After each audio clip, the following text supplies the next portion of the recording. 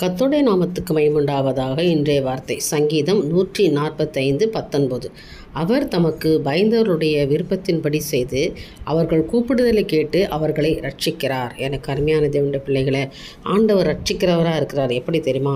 கர்த்தருக்கு பயப்படுற பிள்ளைகளை, கர்த்தருக்கு பயப்படுகிற மனுஷன் இவ்விதமாய் ஆசீர்வதிக்கப்படுவான் என்று வேதம் சொல்லுகிறது. தமக்கு பயப்படுறவர்களுக்கு, தேவனுக்கு முன்பாக பயந்து நடுங்களுடைய விருப்பத்தை செய்கிறவராக இருக்கிறாராம். எனக்கு அருமையானவர்களே, இந்த தேவன் என்றென்றைக்கும் உள்ள சதா காலமும் நம்முடைய தேவனாக இருக்கிறார் இல்லையா?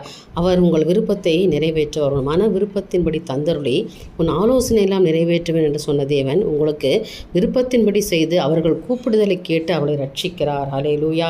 எனக்கு அருமையான, இன்றைக்கு உங்களை ரட்சிக்கிறார், அதாவது பாதுகாக்கிறார், உங்களுக்கு ஒரு விடுதலை கொடுக்கிறார் என்ற அர்த்தம். உங்கள் விருப்பம் இன்றைக்கு நிறைவேறப்பட போகுது. கர்த்தர் இன்றைக்கி நீங்கள் உண்மையாக அவரை நோக்கி பார்த்து அவரை நீங்கள் கூப்பிடும் பொழுது ஆண்டவர் உங்களுக்கு சமீபமாக இருந்து உங்களுக்கு எல்லாவற்றையும் உதவி செய்கிற தேவனாக இருக்க இந்த நாளில் ஒரு அற்பத்தை கர்த்தர் செய்வாராக. நிச்சயமாக அவரை நோக்கி பாருங்கள், உன் முகம் பிரகாசம் அடையும்படி கர்த்தர் அற்பத்தை செய்வார். என் தேவனுக்கே மகிமை உண்டாகட்டும். ஆமென்.